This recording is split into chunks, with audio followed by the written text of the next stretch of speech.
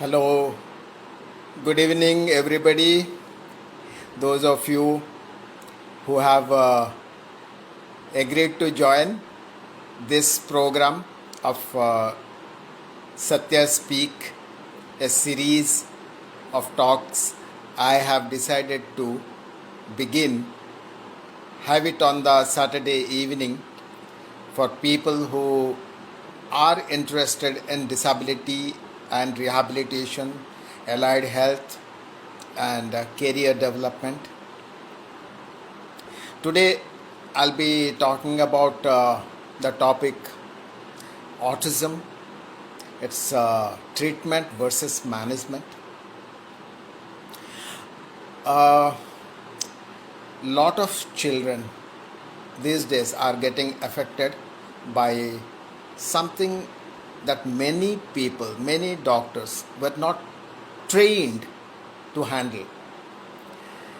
The children who otherwise look normal, physically, intellectually, everything seems okay, normal, but gradually regress into their own world where they agree to talk on their own, solitary talking, that is gibberish.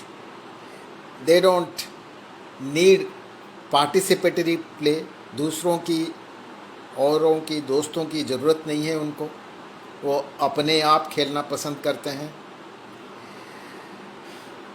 वो sensory stimuli जैसे visual या auditory या touch, उससे उनको दिक्कत होता है. यानी आप जितना चीखो चिल्लाओ, रिस्पॉन्ड करे ना करे, कोई सर्टेनिटी नहीं है. आँख से आँख मिला के और बात नहीं करते. वैसे बातचीत तो जैसा थोड़ा बहुत शुरू करते हैं, धीरे धीरे रिग्रेशन हो जाता है, बोलना कम हो जाता है, बंद हो जाता है. तो अपने आप कुछ अजीब करते रहते हैं. ये सब जो फीचर्स है ऑटिज़म का, लोग कंफ्यूज होते हैं कि हो क्या रहा है अपने बच्चे को. कहीं हमारे परवरिश में कोई कमी तो नहीं हो गई है. ज़्यादातर पेरेंट्स खुद को गुनहगार मानते हैं. उनको लगता है कि वो न्यूक्लियर फैमिली में है तो बच्चे को ध्यान नहीं दिया, बच्चे को दोस्तों की कमी हो गई है शायद. और अभी जो कोरोना हुआ, ये कोविड काल में हर किसी को तो अपने घर में रहना पड़ा, लॉकडाउन, शटडाउन का सामना करना पड़ा. तो कई लोगों को लगता है कि क्योंकि बच्चों को बाहर जाने का, दोस्तों के साथ खेलने का मौका नहीं मिला, इसीलिए शायद ऑटिज़म जैसा लक्षण आ गया है. पर ऐसा नहीं है. दुनिया भर में जो गिनती हो रही है ऑटिज़म बच्चों की, सबका यही मानना है दिन ब दिन ऑटिज़म ग्रसित बच्चों का संख्या बढ़ता जा रहा है. धीरे धीरे ज़्यादा से ज़्यादा बच्चे अफेक्टेड हो जाते हैं. अभी तो लगभग 2.5% बच्चे ऑटिज़म अफेक्टेड हो रहे हैं. तो जो बच्चे नॉर्मल थे और उनका ऑब्जर्वेबल बिहेवियर जो दिखता है हमें, वो बिहेवियर में कुछ परिवर्तन आ रहा है. तो कॉमन सेंस है कि लोगों को लगता है कि शायद गलत संगत या गलत चीज़ें वो सीख रहा है, कोई टेलीविज़न से या कोई जैसे वीडियो स्मार्टफोन से देख के उल्टा सीधा चीज़ सीख रहा है, या उसका इंटरेस्ट वो वीडियो में ज़्यादा हो रहा है, वो अपना जो दुनिया बना लेता है उसमें ज़्यादा इंटरेस्टेड है. तो लोग लगता है कि ये एक साइकोलॉजिकल फेनोमेना है, एक बिहेवियरल प्रॉब्लम है। पर अगर बिहेवियरल प्रॉब्लम है तो बिहेवियर कभी भी मॉडिफाई तो किया जा सकता है। बिहेवियरल प्रॉब्लम समझ के ऑब्जर्वेबल बिहेवियर को एक जैसे लर्नड पैटर्न मान के लोग क्या करते हैं कि बिहेवियर थेरेपी देते हैं, साइकोथेरेपी देते हैं या स्पीच थेरेपी देते हैं। सो लगता है कि स्पीच थेरेपी देने से, बिहेवियर थेरेपी देने से बच्चा नॉर्मल हो जाएगा, पर होता नहीं है। फ़र्क तो पड़ता है थोड़ा बहुत, जो भी है। स्पीच थेरेपी दिया, बिहेवियर थेरेपी दिया या कुछ स्पेशल एजुकेशन में डाल देते हैं, नॉर्मल स्कूल में डाल देते हैं, कुछ ऐसे कुछ ना कुछ पेरेंट्स करते रहते हैं। उनको जो समझ में आया वो करते रहते हैं, पर बच्चे का ये जो है नॉर्मल जैसा होता नहीं है। और अगर डॉक्टरों के पास ले भी जाते हैं, ऑटिज़म जैसा प्रॉब्लम का उनका सिलेबस में तो कभी था ही नहीं, उनको सिखाया नहीं गया है।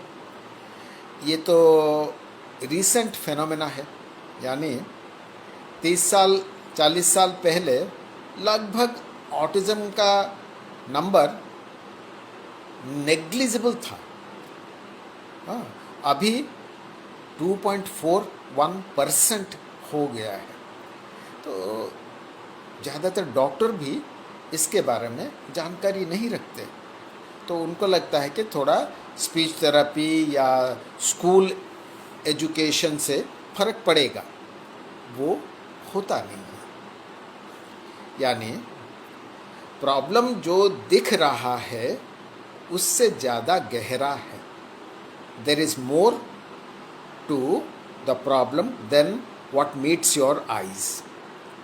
वो जो गहरा प्रॉब्लम है उसका अगर हम इग्नोर करते हैं तो जाहिर है कि लोग क्या कहेंगे कि ऑटिज़म को मैनेज करना है, यानी ये बच्चा ढंग से बोलता नहीं है या सही तरीके से बिहेवियर नहीं दिखाता है, तो उसको सिखाते रहो। पेरेंट को जो ट्रेनिंग देते हैं, कई ऑर्गेनाइजेशंस इंडिया में भी है जो कि पेरेंट ट्रेनिंग करते हैं। पेरेंट ट्रेनिंग में यही सिखाया जाता है कि आप बच्चे को मैनेज करना सीख लो। यानी बच्चा जैसे नॉर्मल है, बस थोड़ा बहुत उसमें आदत खराब हो गया है और उसको आपको सुधारना है। अनफॉर्चुनेटली ऐसा नहीं होता है। अगर बिहेवियर ही होता तो शायद बिहेवियर थेरेपी, स्पीच थेरेपी काम करता, वो नॉर्मल हो जाते। ज़िंदगी भर उसको मैनेज करने की नौबत ही नहीं आती। अगर बच्चे बिहेवियरल प्रॉब्लम से ग्रसित होते तो ज़िंदगी के किसी भी टाइम, कोई भी उम्र में हम उसको सुधार लेते। अर्ली आइडेंटिफिकेशन, अर्ली इंटरवेंशन की कोई ज़रूरत नहीं पड़ता। यानी हम क्रिटिकल एज की बात भी नहीं करते। अभी हम यही मान रहे हैं 0 to 3 years early intervention phase है, और फिर क्रिटिकल एज जो है 7 साल के बाद ये हम कहते हैं कि बच्चे में जो भी कमी, जो भी खामियां रह गया है वो ज़िंदगी भर रहेगा और उसको झेलना पड़ेगा, भुगतना पड़ेगा। यानी आपको इस बच्चे को ज़िंदगी भर मैनेज करना पड़ेगा। अब अगर ऐसे बच्चों को ज़िंदगी भर मैनेज करना है, कोई न्यूक्लियर फैमिली में ये कैसे मुमकिन होगा, जहाँ माँ बाप दोनों नौकरी कर रहे हो। ऑटिज़म जैसे प्रॉब्लम से अफेक्टेड बच्चे का ध्यान कौन रखेगा घर के अंदर? ये तो बहुत ही मुश्किल है ना। तो इसीलिए कई जगह पे रेसिडेंशियल फैसिलिटी क्रिएट कर रहे हैं लोग। रेसिडेंशियल फैसिलिटी मतलब ये मान लेते हैं कि ये बच्चे को ज़िंदगी भर ऐसा बिहेवियरल प्रॉब्लम, ऐसा सेंसरी इश्यूज, ऐसा कम्युनिकेशन इश्यूज तो रहेगा, तो वो इंडिपेंडेंटली समाज में रह नहीं पाएगा। तो रेसिडेंशियल फैसिलिटी ऐसे ही बच्चों के लिए क्रिएट कर रहे हैं ताकि ज़िंदगी भर वो वहीं पे रहें। I don't really agree with such a approach. Autism एक बिहेवियरल प्रॉब्लम नहीं है। जो भी हो रहा है, रिग्रेशन जो हो रहा है, वो वजह क्या है हमें समझना चाहिए। हमें लक्षण तो दिख रहा है, जो लक्षण दिख रहे हैं वो प्रॉब्लम नहीं है। बच्चा बोलता नहीं है या औरों के साथ खेलता नहीं है, ये एक लक्षण है। अपने दुनिया में रहता है, कुछ ना कुछ अजीब हरकतें करता रहता है, रिपीटेटिव एक्टिविटी करता रहता है, सेल्फ स्टिमुलेटिंग बिहेवियर दिखाता रहता है, पर उससे बढ़कर कोई तो प्रॉब्लम है। जो लक्षण दिख रहा है वो सही में कोई गहरा प्रॉब्लम का दिखने वाला सिम्टम है। अब हम जब ऐसे बच्चों का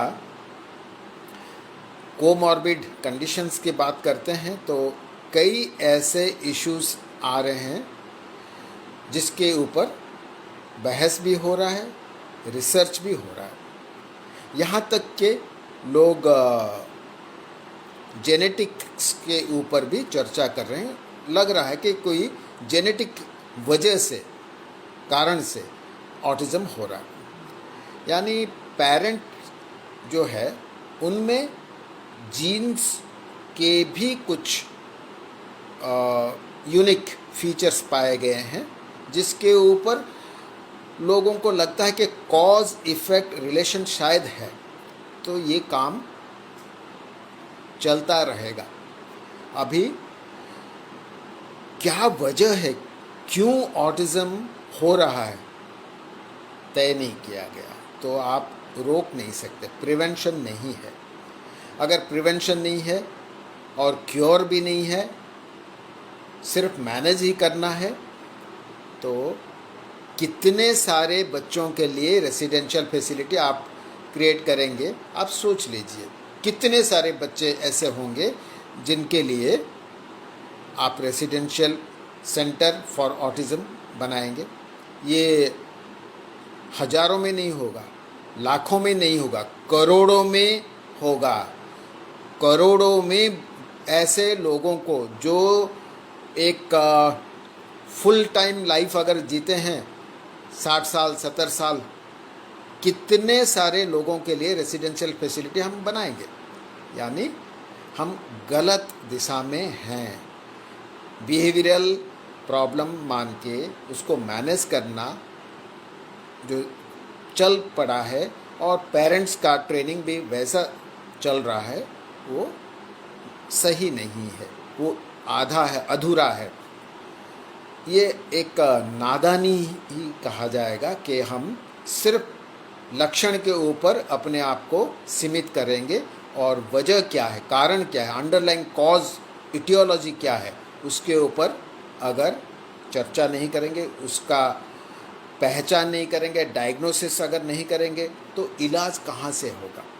तो अभी अगर हम ऑटिज़म का इलाज की बात करते हैं तो ज़्यादातर लोग उसको स्वीकार नहीं करते।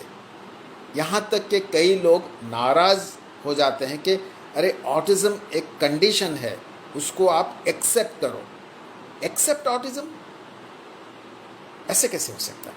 एक्सेप्ट ऑटिज़म, एक्सेप्टेंस मतलब एक प्रॉब्लम को यूं ही मान लो, यूं ही स्वीकार कर लो, नहीं।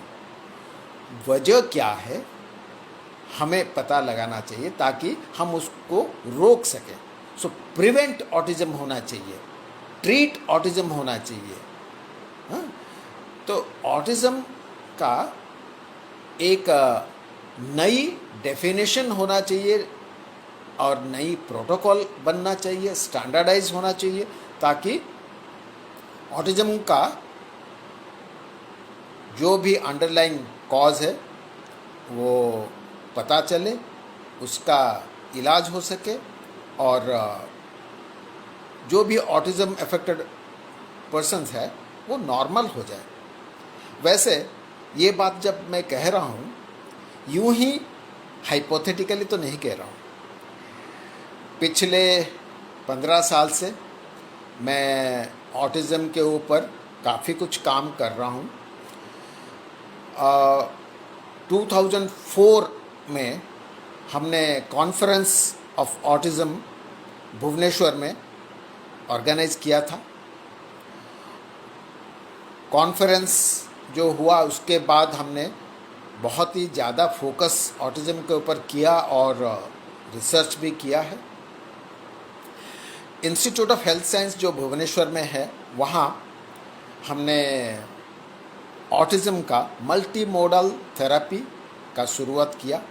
इंटेंसिव थेरेपी, कॉम्प्रहेंसिव केयर जब हमारा एजेंडा बना, कई ऐसे बच्चे जो कि ऑटिज़म अफेक्टेड थे, उनका फंक्शनल स्किल्स, सारे के सारे फंक्शनल स्किल्स नियर नॉर्मल और कंप्लीटली नॉर्मल हो गए।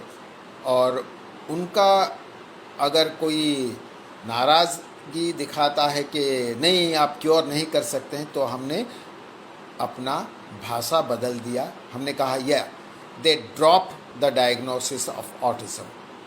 ऑटिज़म का और कोई लक्षण रहता नहीं है। अब इंस्टीट्यूट ऑफ हेल्थ साइंस में जो हो रहा है वो एक अकेला यहीं पे हो रहा है ऐसा नहीं है। दुनिया में कई जगह है जहाँ पे लोग इसके ऊपर रिसर्च कर रहे हैं, और मेरे को विश्वास है हमें सही दिशा में जाने से ऑटिज़म का एक हल मिल जाएगा। वैसे इंस्टीट्यूट ऑफ हेल्थ साइंस में स्कूल फॉर ऑटिज़म बनाया गया है, मल्टी मोडल थेरेपी सेंटर बनाया गया है। यहाँ पे प्रोफेशनल मैन पावर, जो कि ऑडियोलॉजी का डिग्री कोर्स, फिजियोथेरेपी का डिग्री कोर्स वगैरह चल रहा था, रिहैबिलिटेशन साइंस का मास्टर्स डिग्री प्रोग्राम चल रहा था, ये इसके साथ BEd in autism spectrum disorder को डील करने के लिए स्पेशल एजुकेशन का खास specialisation man power development programme भी शुरू हो गया है। यानी हम इंस्टीट्यूट ऑफ हेल्थ साइंस में ऑटिज़म अफेक्टेड बच्चों को कैसे हैंडल किया जाए, कैसे डील किया जाए, ऐसे मैन पावर भी डेवलप कर रहे हैं। जो इसके बारे में और ज़्यादा जानना चाहते हैं, वैसे कमेंट बॉक्स में भी लिख सकते हैं या हमें सीधा संपर्क भी कर सकते हैं। हम उनका जो भी डाउट्स है वो क्लियर करेंगे। Will respond to their queries and respond to their demands or needs, so that हम मिल के ये प्रॉब्लम को डील करें। ऑटिज़म किसी एक का प्रॉब्लम नहीं है, पूरा दुनिया का प्रॉब्लम है। सारे प्रोफेशनल, पेरेंट्स, इंस्टीट्यूशंस, गवर्नमेंट्स, सबको एक साथ होके ये प्रॉब्लम को डील करना है, हल ढूंढना है। और मेरा विश्वास है और मेरा प्रार्थना है भगवान के सामने कि हम सब कामयाब हो। Thank you very much for being with me. Good night.